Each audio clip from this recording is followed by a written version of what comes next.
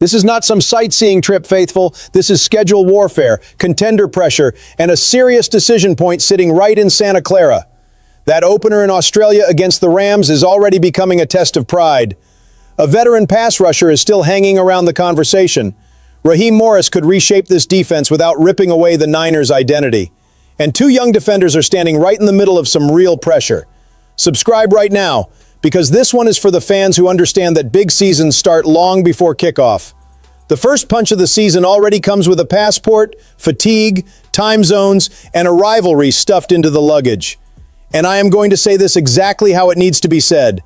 If the 49ers want to be treated like a true Super Bowl contender, they cannot turn Melbourne into an excuse before the ball is even kicked off. Yes, the trip is long. Yes, playing at the Melbourne cricket ground changes your routine, your sleep, your preparation, your meals, everything.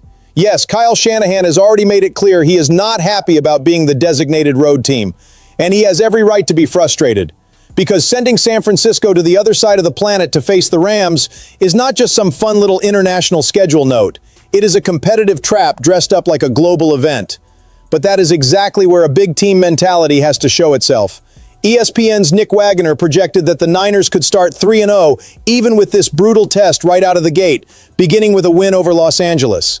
And the aggressive way to read it is this: if you beat the Rams under those conditions, you do not just win one football game. You send a message across the entire NFC. You say the time zone did not ruin your preparation. The noise did not shake your focus. The logistics did not swallow your roster. And Sean McVay is going to have to beat San Francisco on the field, not on a map. Wagner also pointed out one difference that makes this matchup even more fascinating.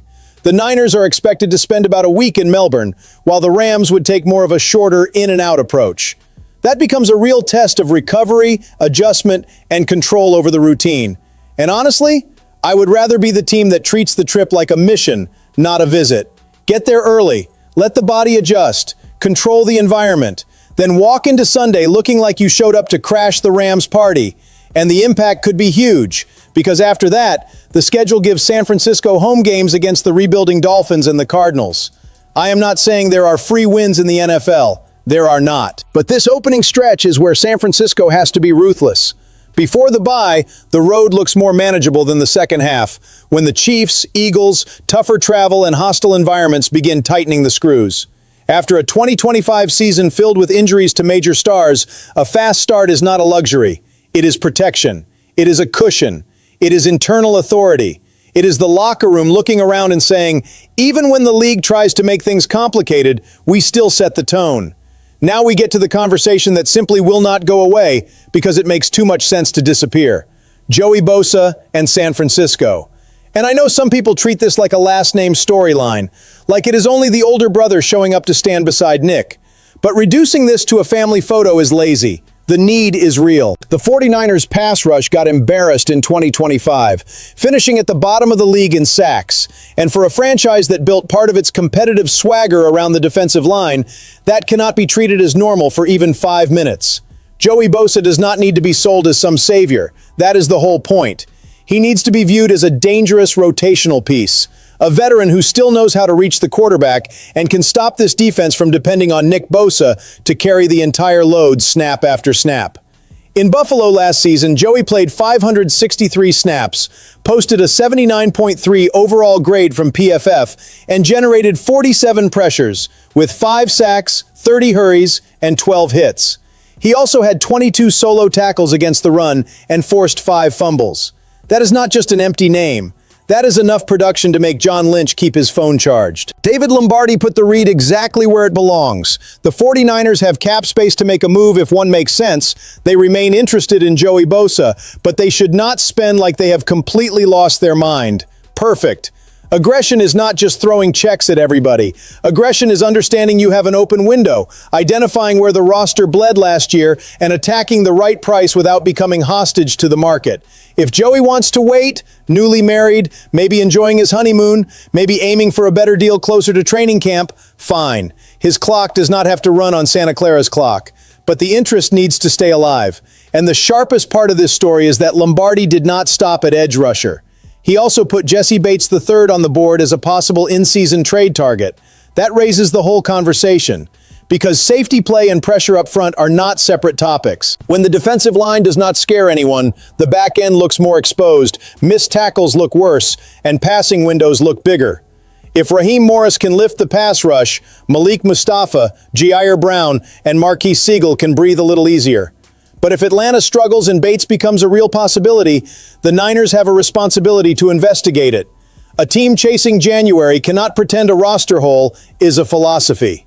The defense has a new boss now, and I want to cut through the soft talk right away. Raheem Morris did not come here to copy some old manual. He is the Niners' 5th coordinator in 5 years, yes, but that does not automatically mean chaos. It means San Francisco is betting on a coach who has lived in different defensive worlds, different fronts, different coverages, and different ways of surviving in the NFL. Morris has a history of being a chameleon, and that may be exactly what this roster needs after a year when the defensive line lost respect. But adapting does not mean throwing away the identity. Based on what is out there right now, Morris does not seem ready to completely move away from the 4-man front foundation, the same route that shaped the best 49ers defenses under Robert Saleh and DeMeco Ryans. And that matters because this franchise did not rebuild the defensive line just for fun. Osa Odigizua was brought in to be that pass-rushing 3-technique defensive tackle who can get into the quarterback's lap. Grayson Halton was drafted to grow into a similar role. And Romello height might be the piece that changes the flavor of the whole group. Height is 6'2", 239 pounds, came out of Texas Tech as an edge rusher, and does not fit the bigger prototype the Niners have usually preferred during the Shanahan era. But Morris has worked with lighter, explosive defenders before, guys like Byron Young with the Rams and Jalen Walker in Atlanta. So the question is not whether height looks like the old prototype. The question is whether Morris can turn that speed into a real problem for offensive tackles. Because if he can, this defense gets a curveball that opposing offenses cannot prepare for just by reading height and weight on a sheet. And right in the middle of that is Mykel Williams, who needs to take a jump as a pass rusher without getting buried under a bad expectation. Against the run, the talent showed up in 2025. What is still missing is consistency attacking the quarterback. If he comes back from the ACL and starts pushing pockets, winning with power, and closing angles, then the pass rush stops being hope and starts becoming a real threat. But there has to be some patience because recovery does not care about fan anxiety or a clean off-season timeline. Now, when someone projects a step back for the 49ers in 2026 because of older veterans, injury history, and more than 38,000 miles of travel, I understand the warning. I just do not accept it as a sentence. A contender does not receive doubt like a final diagnosis. It receives it as fuel. So tell me in the comments, and do not sit on the fence. Are you more worried about the veterans staying healthy, or are you more confident that Morris is going to force this defense back into shape? And now comes the uncomfortable part, because this is not criticism from someone watching from a distance with no NFL scars and no locker room understanding. This is Dante Whitner putting pressure on 2 names San Francisco is counting on now and later: Romello Height and Mykel Williams.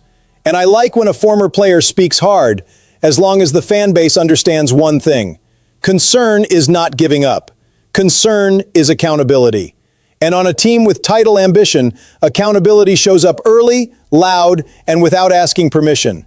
Whitner was direct about Romello Height. He looked at the kid's weight, that 239-pound frame, the kind of force the NFL demands in the trenches, and basically said, be careful, because speed alone does not hold up against double teams. That is a tough read, but it is not crazy. Everybody falls in love with get-off, explosion, and that light edge rusher flying off the snap. But offensive coordinators watch tape too. If they think a defender can be swallowed in the run game, they will test him. They will send a tight end, a tackle, combinations, and they will run right at him until he proves he can hold up. The Niners defense cannot live on pretty May promises. If Height gets on the field, his role has to be clear. Maybe it is pass rush packages. Maybe it is third down. Maybe it is movement, stunts, speed against a tired tackle. What cannot happen is putting the rookie in a spot where he gets overwhelmed and then acting shocked when the problem shows up. Whitner said the real mass gain may only come with a full off-season plan, with calories, specific lifting, and time. So Raheem Morris's job is to use what Height has today without exposing everything he still does not have. With Mykel Williams, the conversation is even more sensitive. Whitner said he still had not been cleared for on-field activities, that it was already close to June, and that this should be the time when he is building his cardiovascular and muscular base. Grant Cohn also observed at rookie minicamp that Williams, roughly 6 months after tearing his ACL in November, was not running, just doing weight transfer movements, like someone still getting his body and tendons used to loading on one leg again. That does not need to become panic, but it absolutely needs to become serious planning. If Mykel misses the beginning of the season, the 49ers have to survive without tearing up the structure of the defense. If he comes back, he has to come back with an intelligent role, not some absurd workload just because the pass rush needs answers. The truth is hard. San Francisco bet on youth, explosion, and recovery. Now it has to turn all of that into useful snaps. A name on the roster does not knock down the quarterback. A ready body, the right role, and an aggressive rotation do. At the end of the day, this 49ers week is screaming one thing. Nobody is handing San Francisco a clean path. There are Rams in Australia, pressure to fix the pass rush, a new coordinator trying to bring the defense's bite back, and young players getting challenged before they become the answer. Good! That is how big teams live. Comfort has been gone for a long time. The question now is who can handle the weight of that jersey when the season really starts swinging. If you want to follow this fight every day, subscribe to the channel, turn on notifications, and come back for the next video because the temperature in Santa Clara is only getting hotter.